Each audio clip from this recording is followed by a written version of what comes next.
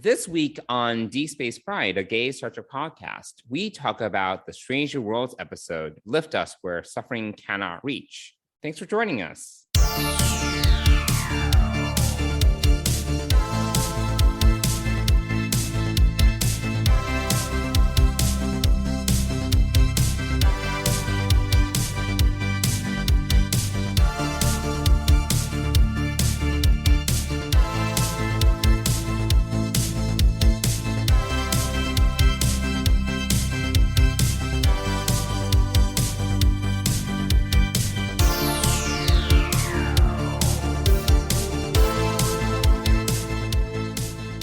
Hey, Johnson.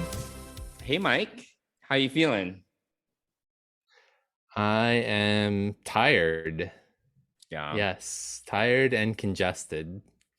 It's good time. It's good time. Day 6, day 7?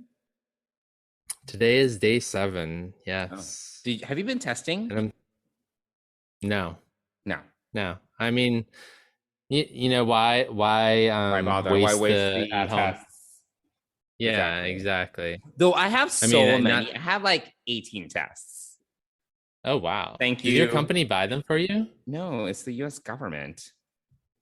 Oh, I mean, I've only gotten the USPS sign up thing. They've been just sending it incessantly. Oh, wow. I've only signed up twice or 3 times, maybe. I don't know. 3 times. Yes, 3 times. Yes. But I was gypped out of 2. One of my shipments only had 2 tests in it. Versus 4. You're robbed. So I was robbed. No, I'm not testing because there's no point. I don't need to go anywhere. Mm-hmm. Although I did have to cancel my doctor's appointment because I need to be 10 days out and have a negative test. So I'm saving. And have a negative test. Yeah, I don't know how they're gonna track that, but fine, whatever. Wow. Okay. So yes, but so yeah. So I'm on day 7, and still 3 more days to go. Mm-hmm. And yeah, I wouldn't say I feel remarkably better. I mean, the fever and chills only ended like a day or 2 ago. So yeah, now I'm just tired. I'm glad you're alive. So I'm glad you're not in the hospital. I am alive. Yes. I am not. Thank you, science. Thank you, Yay, doctors. Science. Yes. Thank you, vaccines. All the things. Actually, the worst day was I just felt achy from head to toe and felt horrible and with fever and chills and everything, and it was miserable. Yeah. And I was like, believe it or not, I actually thought, I was like, this makes me feel alive. Like I literally could feel every part of my body. Interesting. And I was like, I'm alive, and this sucks. Not dead. Not dead. I'm not dead. Yes. But also, science. I mean, yes, I can't even imagine what that would be like without having the vaccine. Yes. Really. Yeah, I mean, it would not be good. I mean, that was, I don't know, 12 hours. Yeah, this is you reacting with the vaccine. Right, yeah. It would have been miserable. I would have, yes, it would have been horrible. So, hey, go science. Firm believer in it. And vaccines help, for sure. I mean...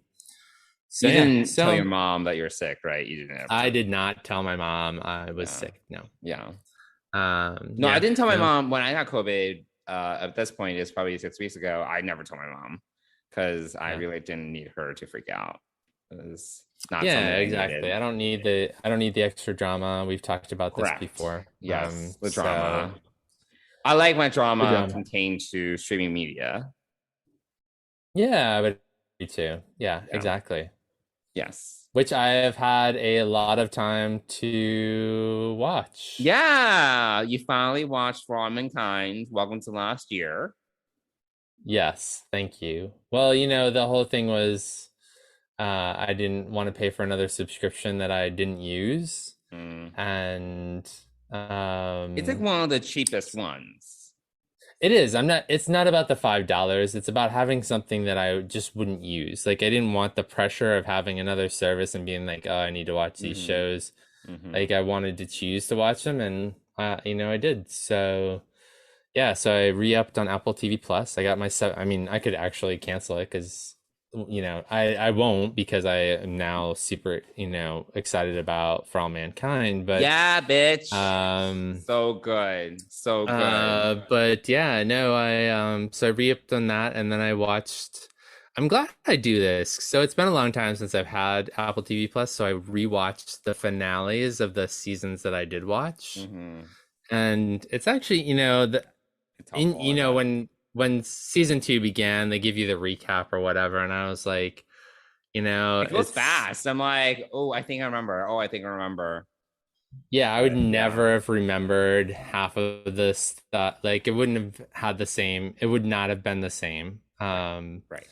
So yeah, so I watched the season finale of season 1, and then ripped through all in one day. I think the first 7 or 8 episodes, and then I finished it the next day. That's incredible.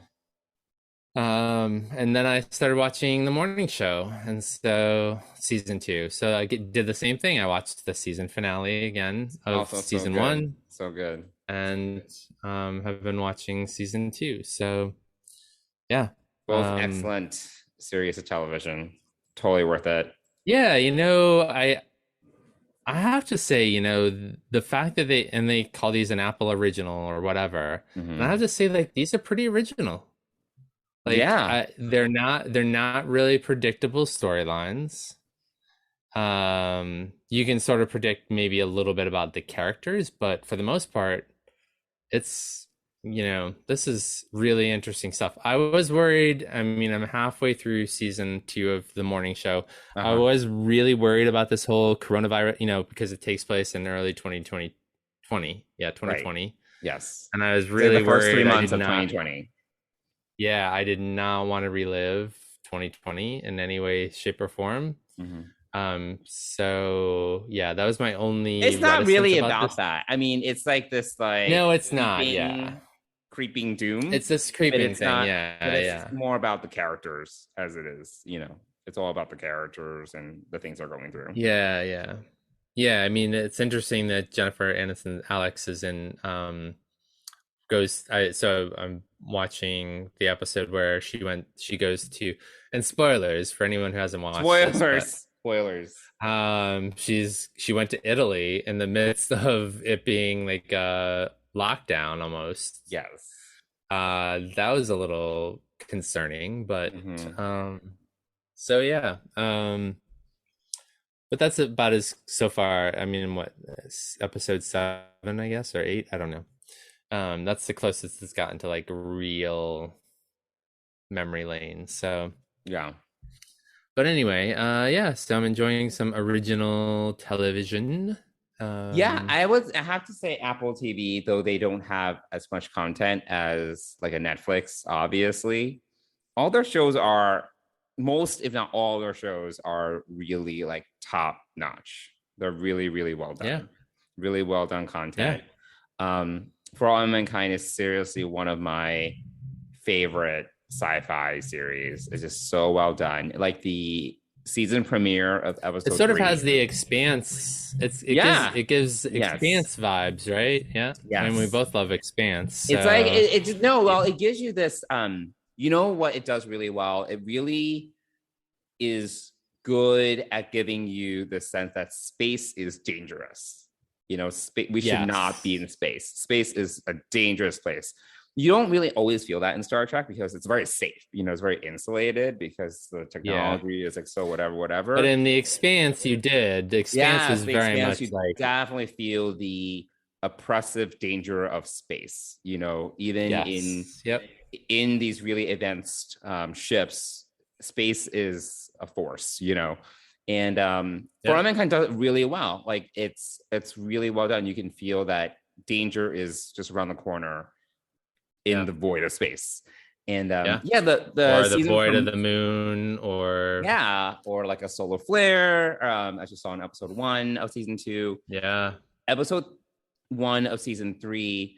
We've seen these rotating ships, like to, you know, the artificial gravity thing in a lot of movies and TV shows. This is literally the first time I've ever seen they use that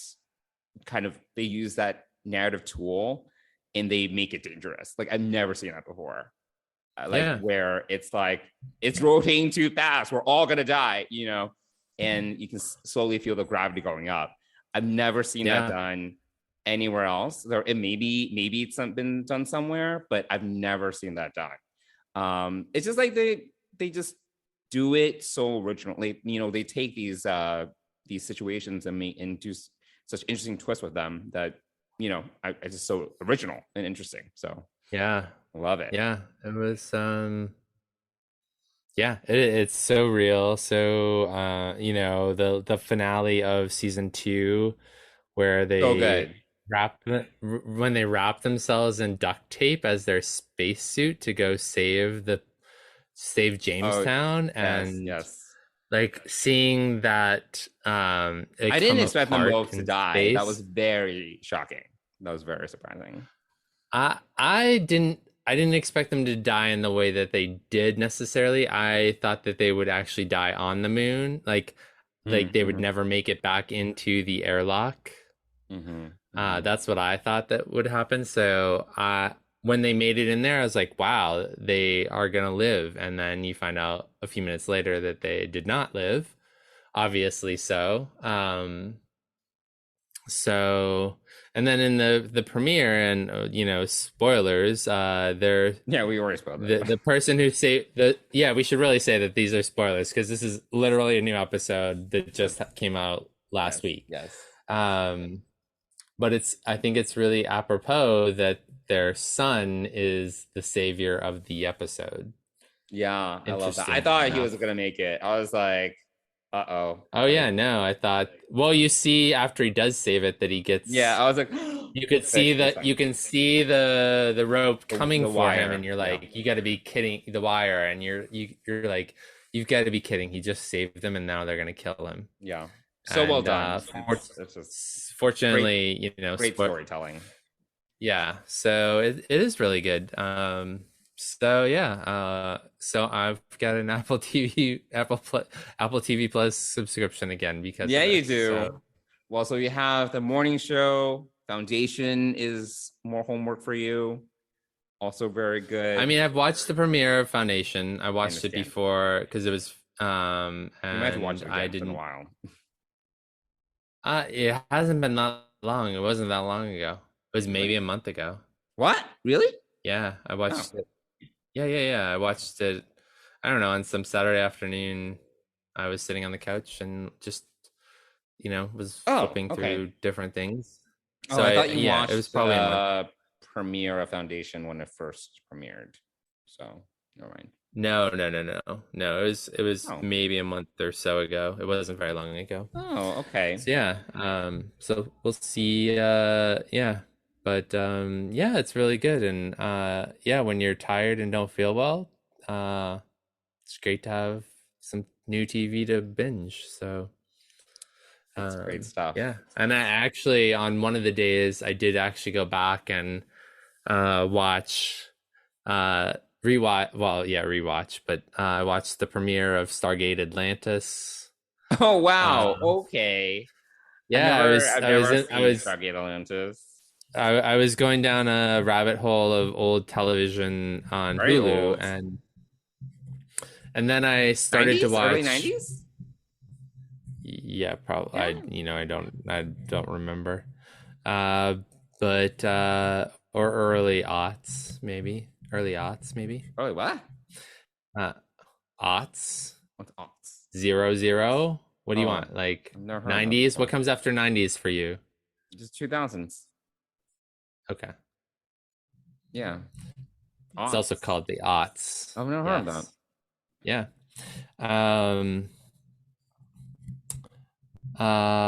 But then I also started to watch and went to bed actually. It was I began to rewatch Lost, the first episode of Lost. Oh my god.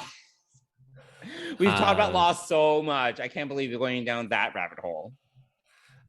So yeah. But I mean, it's a good show. yeah, it was. I mean, I watched it when it came out. I mean, Yeah, we I talked about loved it, this. and Yeah, excellent. One of the first big water cooler shows. yes, yeah. Also from Alex Kurtzman, right? He worked on Lost? Yes. I think so. Really? Yeah. I didn't know that. I think like they're like Bad Robot. It's an early maybe before they were Bad I didn't Robot. know he worked on it. Okay.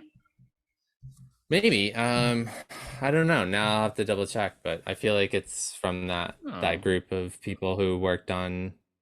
I mean, something about Robot. I just I didn't realize that Alex Kurtzman was attached back then. Well, he was part of that whole crew. I mean, that whole crew did Star Trek 2009. Yeah, but Lost came out in 2000 wait.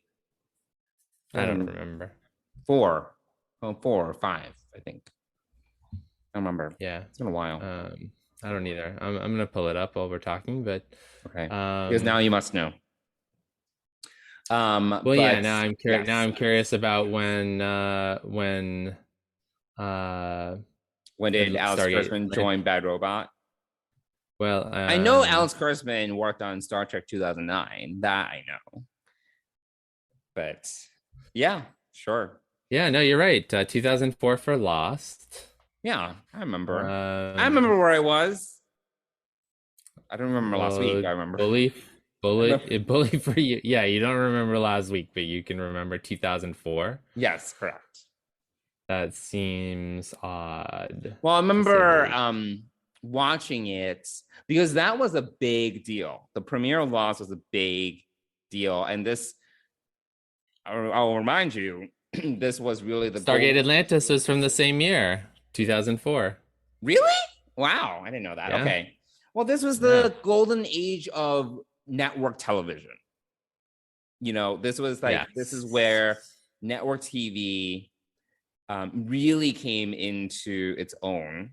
And it was not because I think the 90s were very like syndication heavy. That was like the golden age of syndication.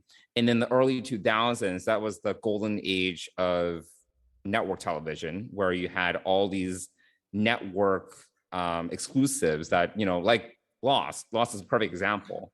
Well, that sort of started earlier than that, though, because you think about Thursday night TV and like must-see TV on Thursday night. But that was like a lot. That was a lot of like, you know, it was this sitcoms. You know, it was a lot of sitcoms, and I guess the early 2000s, that was the start of like serialized dramas. You know, that's when serialized dramas really started to take off. Because before that, everything was super episodic for the most part. Yeah, that's true. I mean, Lost sort of kicks that off. Alias was also a little bit of that, and that was in the early 2000s. That was like probably 2001, 2002. Yeah, I think. But that was also serialized, but then I think Lost really kicked it off to much more mainstream. So yeah. Lost was the first real big puzzle that we had. Alias had some of the Rambaldi stuff, but it wasn't to the extent that Lost was, like the puzzle box mystery whole thing. So I watched a little bit of that, but I didn't actually go back to it because then I think we were chatting and you were like, you were like, why don't you watch For All Mankind? And I like in my coronavirus brain decided to acquiesce to your demands. Yes. For All Mankind. Acquiesce, bitch. So. That's right. But you're glad you did. I'm glad I did too. It was really enjoyable. Yes. So good.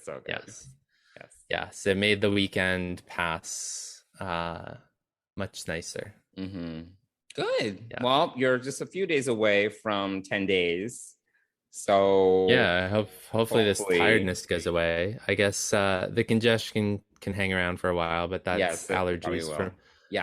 High pollen. Allergies. I got the warnings today. High pollen count. Oh, really? Yeah.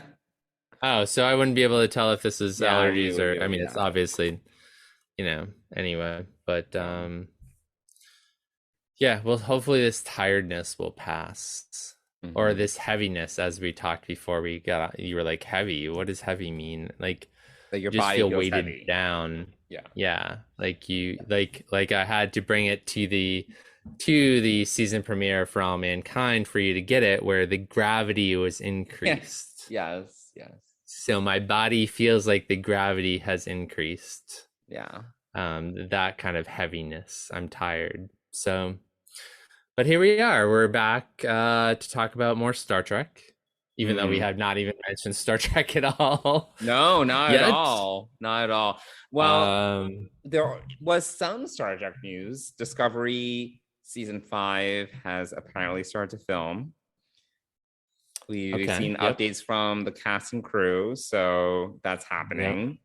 Finally, I've actually only seen updates from Doug Jones, who shaved his head, and which he does every year, and then also from Wilson Cruz, who left New York to go to Toronto, and then flew back this weekend for the Tonys because he presented 2 awards last night. Not that I saw him; I just saw pictures. Neither of us are really big Broadway buffs, so not really our jam. We are not. So it is not. We tried to see Mary Wiseman in her play, and it never happened. We did. We made an attempt. We did. You know.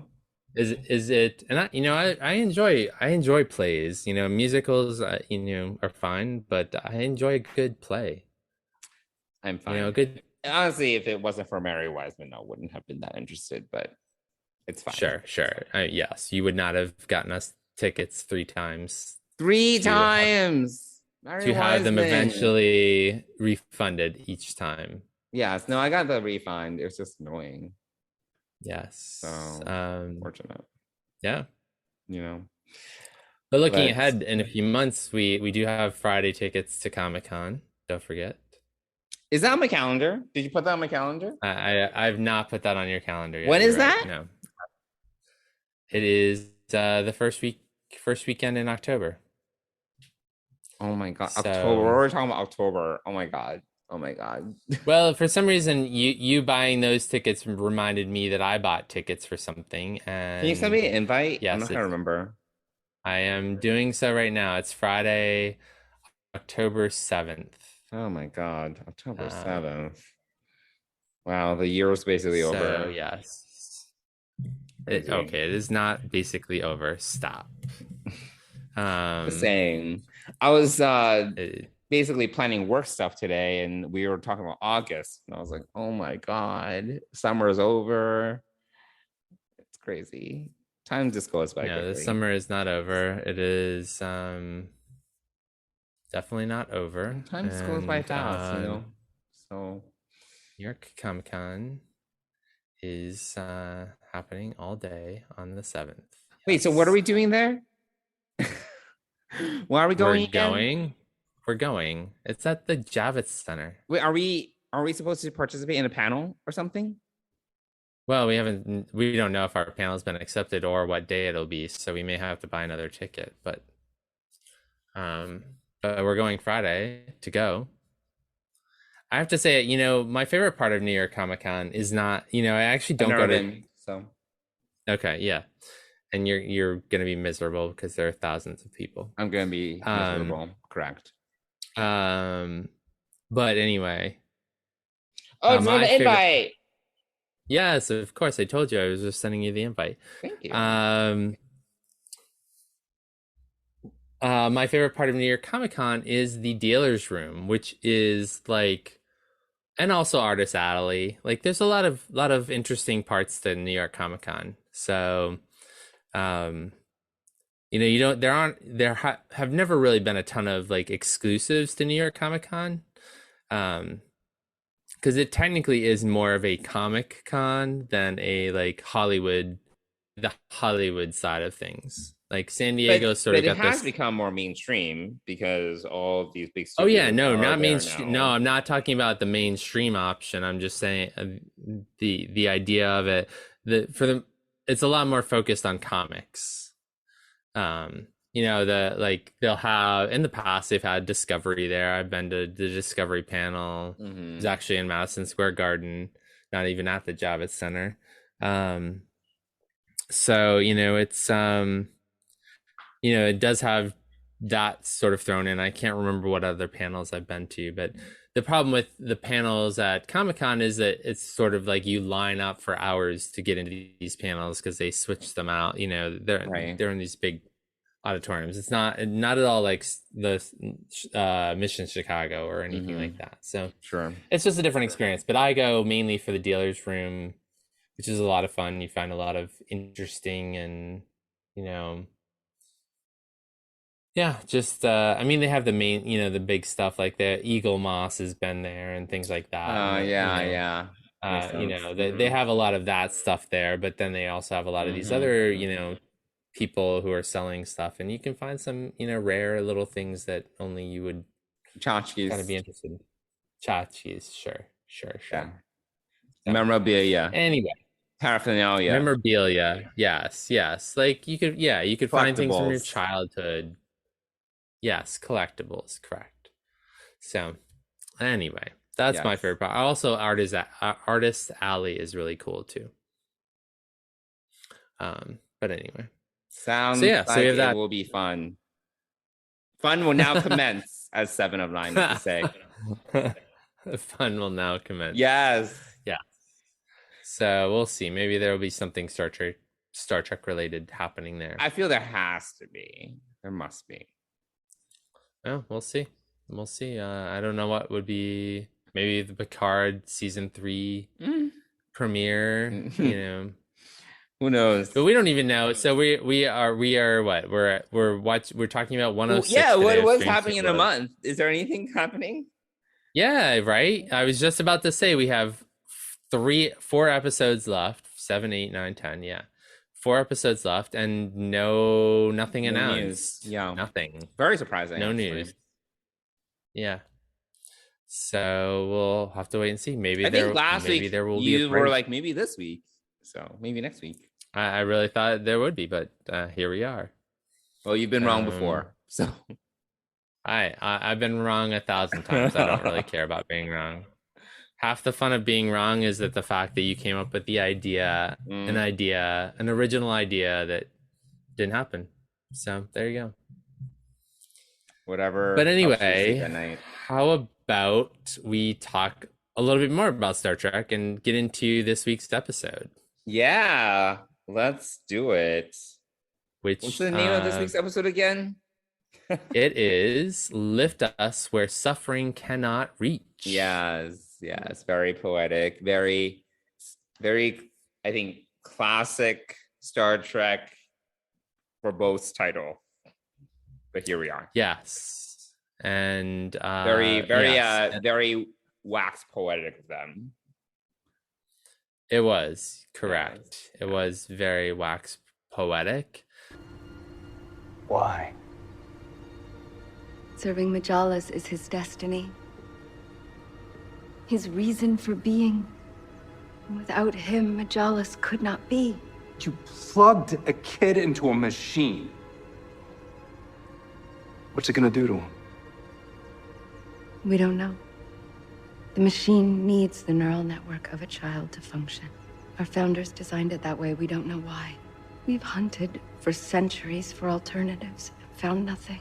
It's the purpose of my research when we met. Will he suffer? Yes.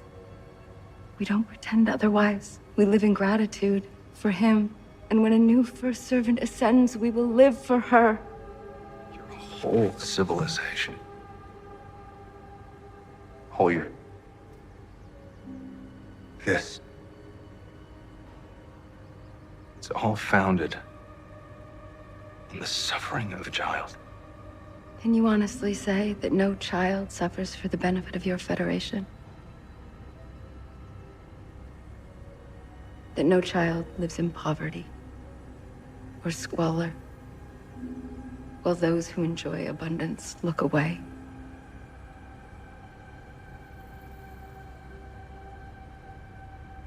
The only difference is we don't look away. And because of that, the suffering is born on the back of only one. It's what makes it a sacred honor. That's why I choose our way. You know, this felt like an original series episode. It did. You know, it felt very I don't think that. I mean, I can't think of all 7 seasons of Next Generation, but I don't think we've ever had a surprise like this in Well, I told you it was the so 90s random. I don't Star know Trek. why it reminded me of that Voyager episode, Favorite Son, which I think was the season 1 episode. Very random, but similar. It's basically one of those episodes where you have like, oh, it's very like utopian and beautiful, and then but it has like a dark underbelly, and you realize that there's something going on that is allowing the society to exist.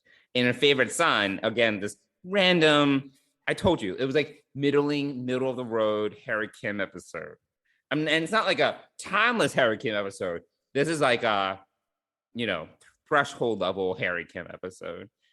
It's basically they arrive at this planet. I think it has something to do with like Harry's getting sick or something like that. But they find like a cure on this planet that's all women. It's very like Amazonian, and basically it's all women. And they're like, oh, we can cure you, whatever. So, and he needs to stay there. And it's like this very idyllic utopian society with all women. And then, and I told you, I remember there being some hot guys like on this planet. But then you realize that these women are taking these men and then extracting them for their DNA in order to propagate their species. And yeah, it's a bad end to basically any man that sets foot on that planet. Obviously, Harry Kim survives. Spoiler. Obviously. But yeah, it's like one of those. Yeah, it's like one of those episodes. Like, oh, a TNG episode. It's not as crazy as this one, but like the Masterpiece Society. Do you remember that one? Oh yeah, yep. I don't remember but that one is a little bit different. They're like all bioengineered, and it's like utopian, but it's, as you scratch beneath the surface, you kind of realize, oh, there's like, it's not perfect. There's something wrong. Right. Yeah. So yeah. And we're led to believe all throughout this episode that this is a very perfect society. I mean, they've got extreme medical advances and, floating cities and whatnot. Oh, beautiful. Well done. Like, it was, I have to say one thing about Strange New Worlds is that I have believed everything I've seen on screen. Oh yeah, they've done a great job with it. I've not said, oh, that's the AR wall. In fact, I haven't even noticed the AR wall, except when, did you ruin it for me? Someone ruined it for me and told me engineering was. You mentioned it to me. I was like, oh yeah, that makes sense. I wasn't the one that. Yeah, it does make sense now, but it's funny that I did not have any clue about that until I did Discovering Trek, and they were like, yeah, that's the AR wall, and it's when it makes sense. I'm like, oh, yeah. Sense, so yeah. It made sense when I was like, oh, they didn't build this like cavernous set. No, I didn't. I just never thought about it. I mean, I'm still, it's not my favorite engineering set because, I mean, it's just enormous. It seems very. Remember, like because again, I wasn't like a big TOS fan, but remember when we went to the TOS set tour and went to engineering, and there's that thing in the back that's supposed to give you this optical illusion that the warp core goes deep a little bit. Yes. But it's basically taking that idea and blowing it up 1,000. You know what I'm saying? Yeah. It's like, correct. It's like this like, horizontal warp core that gives you this like idea of depth, right? But obviously in the actual set of TOS, it's literally this like, it's probably like 2 feet deep, but they give you this illusion on camera that it's really deep or something like that. But essentially and like expanding it to a point where it's crazy, like in terms of the depth of exactly field. It is it is crazy. Yeah, it's super huge, and it's a little too big, too much, too massive. Yeah, it gives me vibes of Star Trek 2009, the ridiculous engineering, the brewery. Yes. The brewery, right. Yes, we go to a brewery for our engineering sets now. Yeah. Don't know whose brilliant idea that was, but anyway. It was like interesting, but I was like, this doesn't really make sense. But it's fine. Yeah, no, yeah. So anyway, so we've got this seemingly perfect society, and yeah. Well, I think that Alora really helps to sell the idea of the society. You know, I thought that I don't know her. Yeah. I don't know the name of the actress, unfortunately. I did not do any research here, but I thought that she did a great job. And honestly, the chemistry between her and Pike was palpable. They did it. They had really great. Oh chemistry. Yeah. You know, but like I mentioned to you, the instant she appeared on the transporter pad, and she and Pike gave each other these googly eye looks, I was like, it's over. I was like, something's wrong. I was like, it's not gonna work out. It's not gonna work. It's like one of those like one episode flings that's just not. It's not gonna go anywhere. Like something's gonna happen. It's kind of funny though, you know, that they're in the Magellan sector, right? And he doesn't think he might run into her, like, or you know, like it's completely a surprise. I mean, I guess it's a planet with a lot of people, I guess. And it sounds like at that time she was just kind of like a pilot, right? She was just like piloting a shuttle, right? Yeah, yeah. It's like if you were to go to Asia, like expect to run into like a very specific person. I suppose it's kind of like that. Yeah, I guess. Yeah. I agree. The chemistry between Alora and Pike was great and very believable. Yeah, they did a great job. And then, we meet the first servant and his father, which he's like, the way that the father introduces himself, Gamal, he kind of says, "I'm the biological father of it's very awkward. This child," which immediately felt weird, right? Yeah. But and then the other storyline going on here is that we have Cadet Uhura going through security training, right? So that's sort of the B plot of the story. But it does tie in. They bring it together. Oh yeah, no, they're investigating what happened to this ship and who attacked them and all of that. So there is a tie-in, but if we wanted to say the B story was sort of Uhura and Lieutenant Noonien Singh. Yes. So still one of your characters. You know, what to say about her right now. She's a hard ass. She's definitely a hard ass. And you know what? All right, let's talk about her for a second. La'an. Yes. I thought that the most interesting thing you said this week was that she reminded you of Kira. Yes, she does. Which has enhanced my view of the character a bit. Because we get when we get introduced to Kira in Emissary, she is screaming at someone at the provisional government. She's literally like screaming, hitting things, and she comes off as this, especially and I remember I think I listened to this interview with the Now Visitor, and you know, her character was not popular like when she was first introduced, because she was this like really strong, hard ass woman. You know, it wasn't the typical demure or really intelligent or hyper intelligent or motherly figure, you know.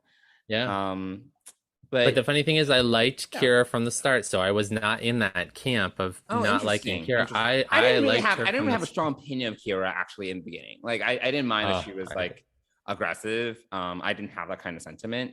I didn't mind her, you know, but then she grew up. I think as I revisit DS9 as I older, when I was older, I just had this newfound appreciation of her character. I didn't mind her, you know, but she wasn't one of my favorites growing up in that time.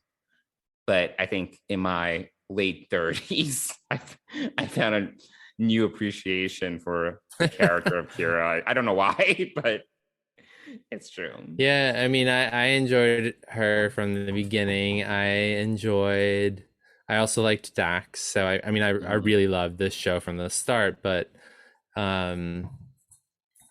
but Kira reminded me a lot of Tasha, so who I really liked from the start as well. And obviously we know what happened to Tasha, so I don't know. I just like these characters that sort of spice things up and had a little bit of a chip on their shoulder, but also were a little bit fiery, like kind of like not so straight laced, and and so La'an doesn't. I appreciate the comparison to Kira, but she doesn't have that. She doesn't have the fieriness. She just has a. I think she just has a chip on her shoulder, and that's different than having a fieriness inside of you. Oh, like I think that is the difference. But I actually thought that her having sort of like the rules of acquisition for security sort of was kind of interesting in this episode. So teaching Uhura, it comes out right from the beginning because Pike and Uhura talk about this on the way up to the bridge in the beginning of the episode. So it's interesting to like hear the lessons that La'an is trying to teach Uhura about security. So and apparently everyone else on the ship knows is well aware. They know. Yes, is well aware of the lessons. Yes, of the rules of the rules of security, for lack of a better.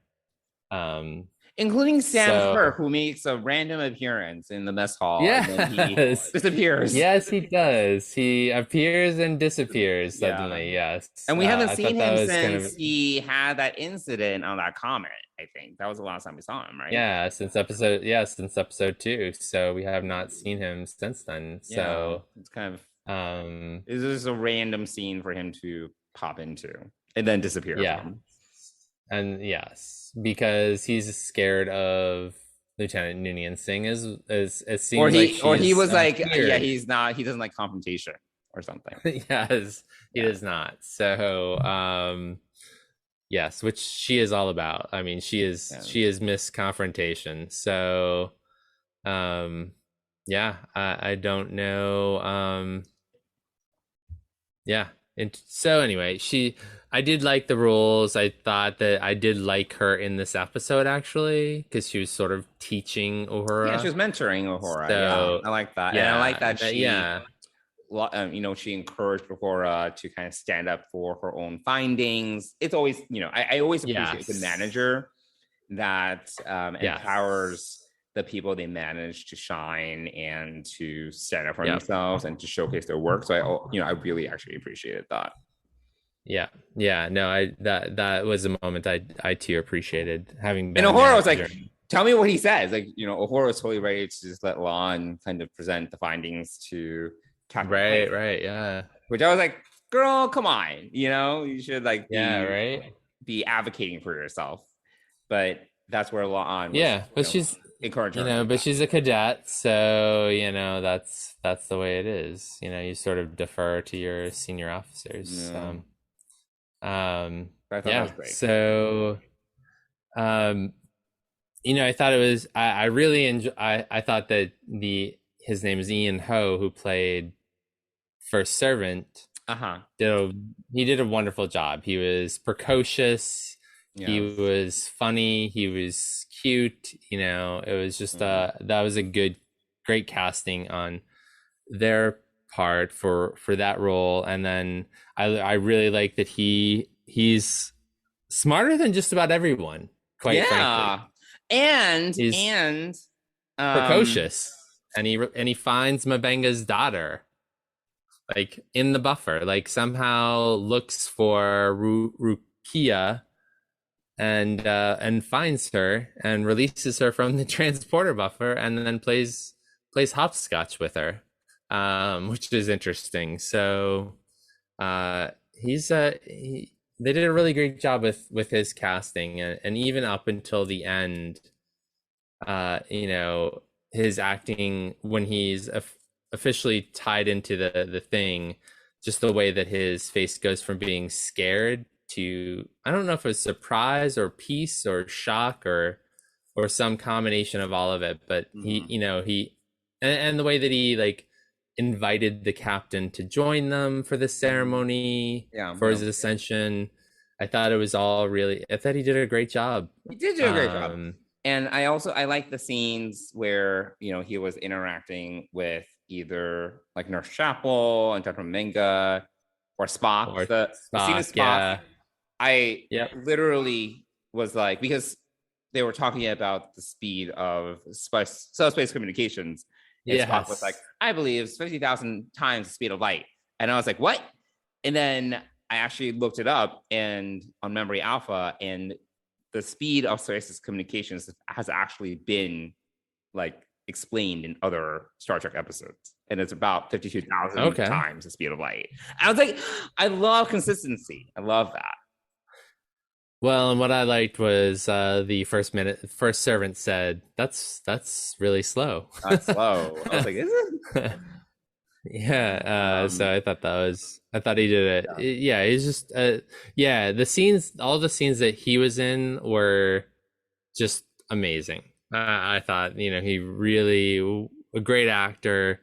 You believed him. It's just a great job. I think he was one of the highlights of the episode for me. Yeah, no, he's great. He's great.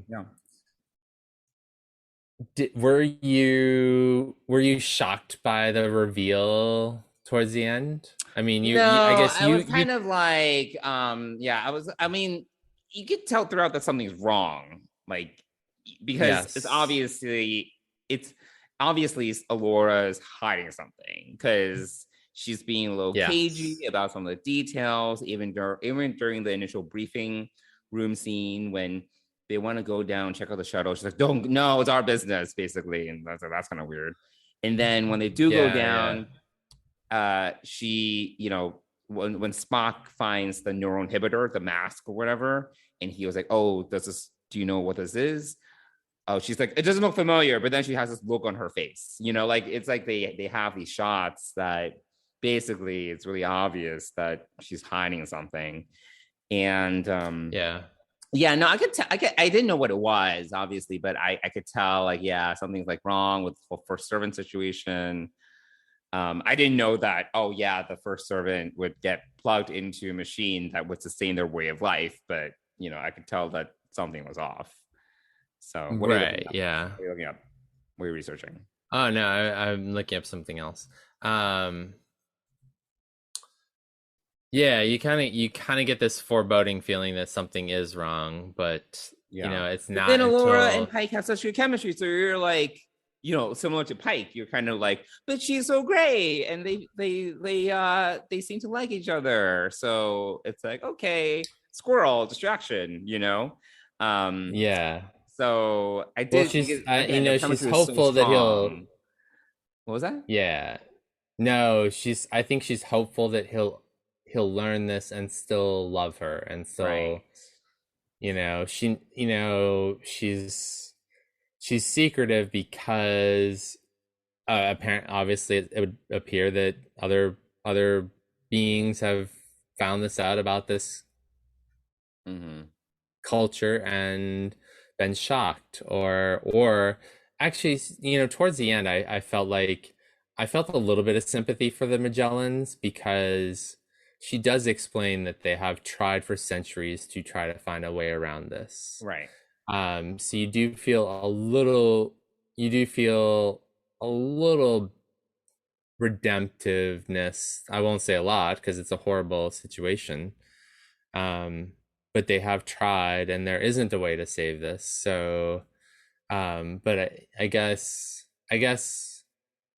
the piece that would have made it better is that we continue to look and try to find a solution that does not involve this sort of thing. But, and again, we don't know how long this kid lives in this. Sure. We have no idea how often this happens. Yeah. It's interesting. It's interesting. It sounds like it flips sex every iteration. Oh yeah, because she was specifically like, the next servant is a she, so she mentions. Yeah, she said her. So I picked up on that. Yeah.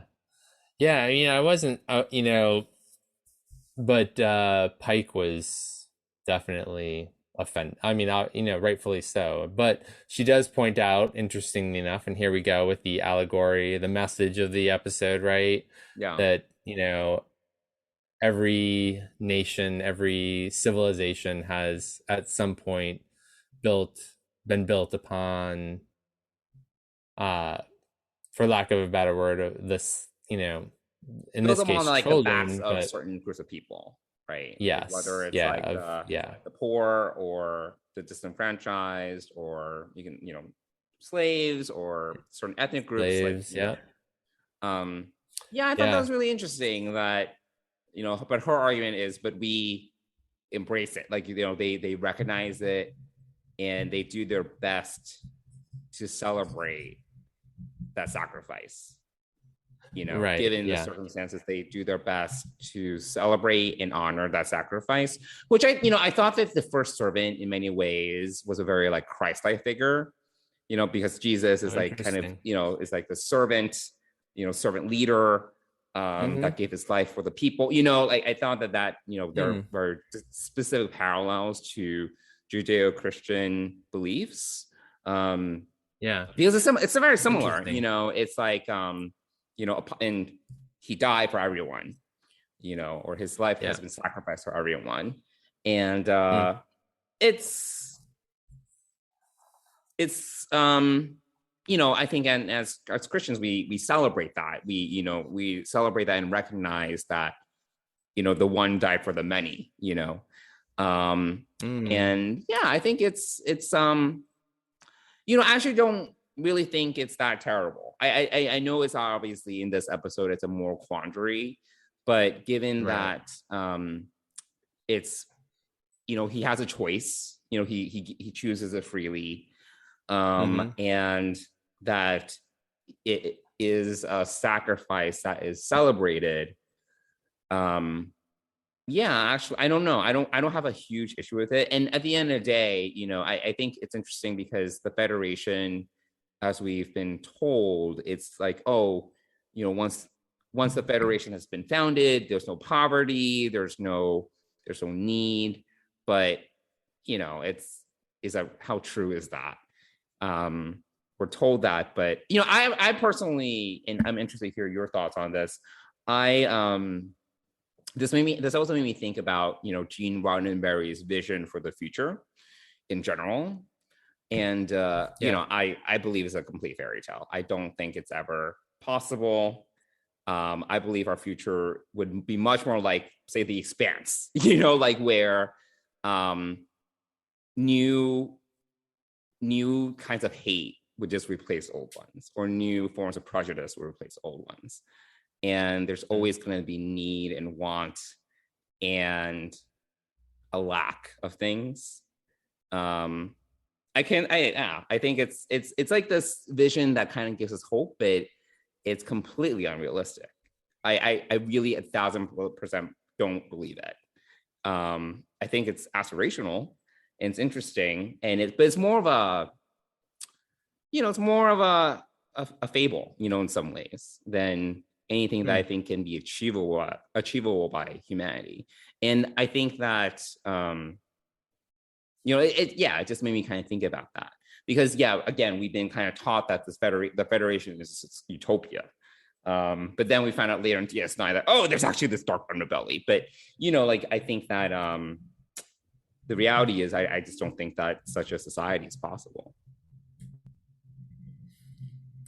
I mean, I agree that it's definitely aspirational. I mean, it's to think that, and I think that Allura says this somehow. She says that, there are people who have a lot and there are people who have a little, and there will always be people who have a lot who don't balance it out and give to the people who don't have. I forget how she put it. But I think it's, until you see this great, and I can't think of the word, but until people who have a lot, like a lot of people who have a lot, become the great benefactors of society, I don't think that. I agree that we'll kind of be there will always be challenges to having a more perfect society. But I don't know. It's a good philosophical debate. I don't know that. Yeah, I don't know that I have the faculties right now to get into this, but it's an interesting question. Yeah. Yeah. I guess the real question is, can we overcome our current nature and develop a new nature in which our prejudices do not exist, that that we care more for others than we care for ourselves, or that we raise people up rather than break people down. Sure. So I yeah, I believe the answer is no. I don't. I very whereas I would believe, I would be like, I hope that someday we can attain that. Sure. I sort of have that Gene Roddenberry sort of vision that, I hope someday that we can sure. reach a point that's better. I mean, that's the real, I don't know, that's the real work that I think we're here to do, is to try to, those of us who want a better world have to keep trying to make it a better world. And and until more people in this world want that more than want to be selfish and take care of themselves and just have I think we're always going to be in a struggle. So yeah, I don't know. And I often think it's important to have hope and have aspirations, but I'm very much a realist. I think just reality and if human history is, we repeat ourselves, repeat the same mistakes. And honestly, things have not changed that much. We always have new technology, but the essence of human nature has not changed in the last 2,000 years, or further back. I don't see it changing in the next 200-300 years. We might reach for the stars or whatever, but I think it's still going to be the same. Yeah, and I don't think any extraterrestrial visit or anything like that would, in fact, change anything. I think it would actually probably bring out even more fears and more bad behavior than it would bring out good uniting behavior. But who knows? It's hard to say. Who knows? Yeah. I think one of the things that I think is that the people who are negatively impacting society get more of a spotlight than the people who are trying to, it's sort of like the whole piece about gun control, and how 80% of Americans want gun control, but yet our elected officials can barely. I mean, there is something in the works currently, which is good. Some people say it's not enough. It's only, it's not even in better than nothing. It's so right. Yeah. But it's also, it's an idea right now. It's not even a, it's an idea that they've agreed on. But anyway. No, it's not. It's an idea. It's essentially a list of ideas that they've agreed on or whatever. But yes, it's not even anything. It's not even written up or written into a law that they would debate or whatever. So anyway, it's just but I don't remember where I was going with that, gun control. But the whole idea that 80% of Americans, we like our political body is split down the middle and have done nothing about it, even though 80% of Americans want something done about it. So it's this weird imbalance that I just don't understand. But anyway, so yeah, any final thoughts on this episode? Yeah, we didn't talk much about Dr. Mbenga and his that was like the C plot, kind of, in Dr. Mbenga and Rukia, right? That's how you say her name? Is that right? Right, Rukia, yeah. Rukia. Yeah. Yeah, I'm still having problems, and I think I mentioned this last week. I'm still having problems really connecting with Dr. Mabenga's character, because right now he's really just entirely defined by this daughter situation. We haven't gotten much more depth of his character other than, that he's trying to save Rukia or find some sort of treatment for her. So I'm still having problems, really connecting with him. Yeah, I don't know. I don't know where we're going. I do know where we're going because I've watched the next 2 episodes. But I kind of wish we kind of got more. I wish we would get more with Dr. Mabenga. So yeah, I don't know your thoughts. I think we're missing that from a few characters. I think we're, we've got some details, but not a lot of depth, and so I think that it's a challenge with even a cast this big. Yeah, it is a big cast for sure, and that makes things more difficult. But yeah, I mean, a number, and not to rehash last week's conversation, but yeah, I would say half the characters are kind of more fleshed out, and then the other half are kind of just, there's like one thing that's kind of defining them. And right, exactly, we need a little bit more. So yeah. Yeah, and did you have any other thoughts? Well, no, I think we've done a nice job of recapping this episode and hitting on the major points. Cool. Yeah. All right. Well, Mike, did you want to talk a little bit to our sponsor then? Yes, I would. Fansets, and if I don't lose my voice, that is, which I might. Fansets is the exclusive sponsor of Deep Space Pride and the Trek Geeks Podcast Network. And if you've been paying attention to their social media lately, they've just celebrated their 6th anniversary. Oh, really? I didn't know that.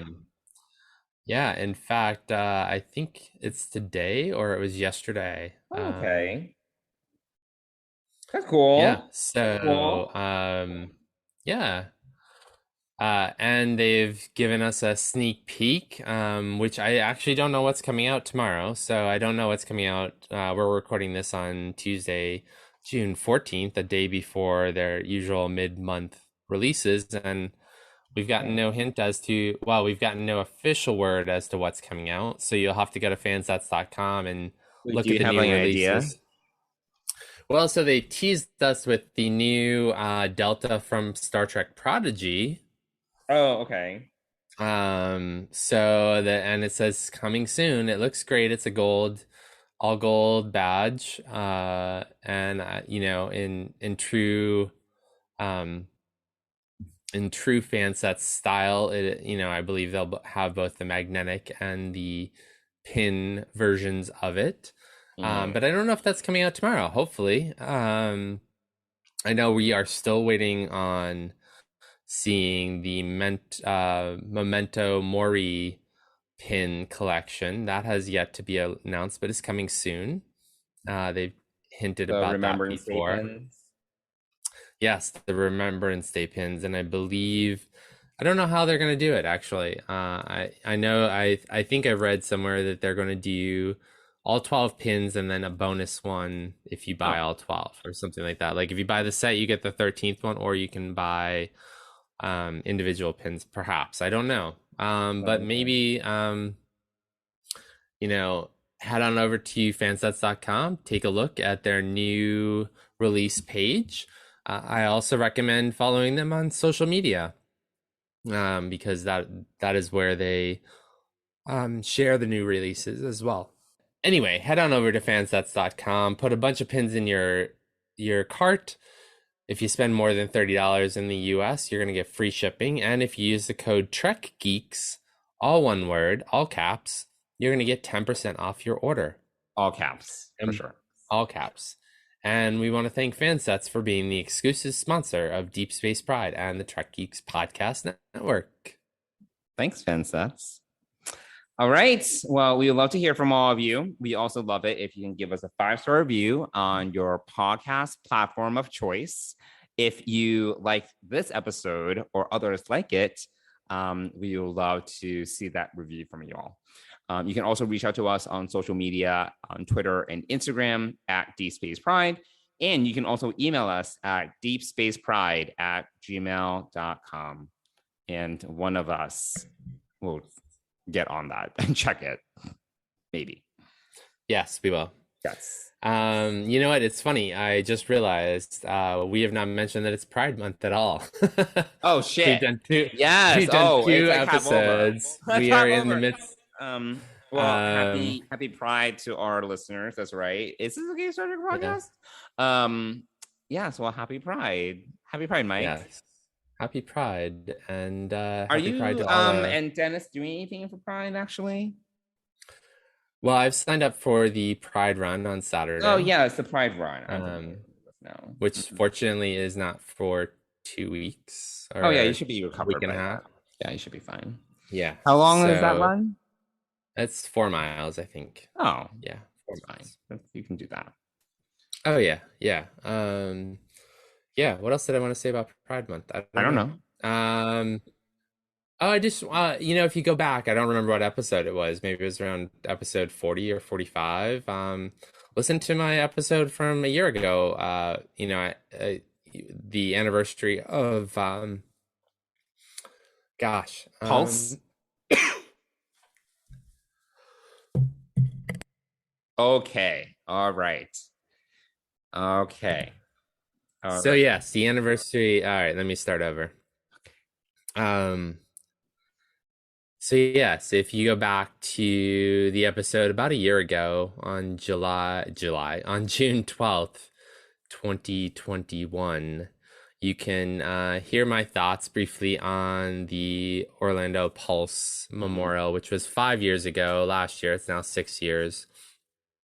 And that was a really special episode that I did on the fly, and I felt moved to do it. So go back. I did not contribute. I was not there, but I did listen to You were not there, yeah, no. Last year I had gone out with one of my friends, and I don't know, it came up in my feed, and it just gave me a lot of memories as I was in an Uber on the way home, and I sort of marinated it on that overnight, and then the next day I decided to drop an episode about it with with some audio from an Instagram post Blair Amani's post, and Brandon Wolf, who is a survivor of the Pulse nightclub massacre. So go back and give that a listen. It's I think one of the more important things to remember during Pride Month is the people who have gone before us, whether willingly or not, and continue to remember that this is something that we need to continue to have. Pride Month is important, and especially with all the things that are happening in this world, so go back and give that a listen. Be kind to one another. One of the other things I want to share is that, the Trevor Project is a great place to get help if you need it. And so definitely check them out if you are struggling at all and need someone to talk to. And I think, that's it for now. Hopefully next week I'll have my voice back, and that'll be helpful. We'll feel better, and we'll talk about some more Star Trek next week.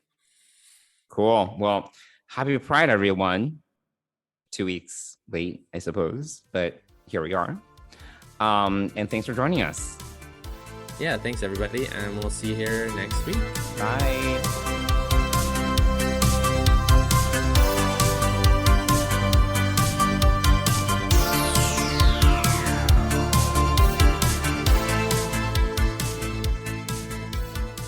Deep Space Pride is a production of Coconut Media Works. Executive producers Bill Smith and Dan Davidson. For more great Star Trek discussion, discover the other shows of the Trek Geeks Podcast Network at trekgeeks.com or find us in Apple Podcasts, Spotify, or your favorite podcast app.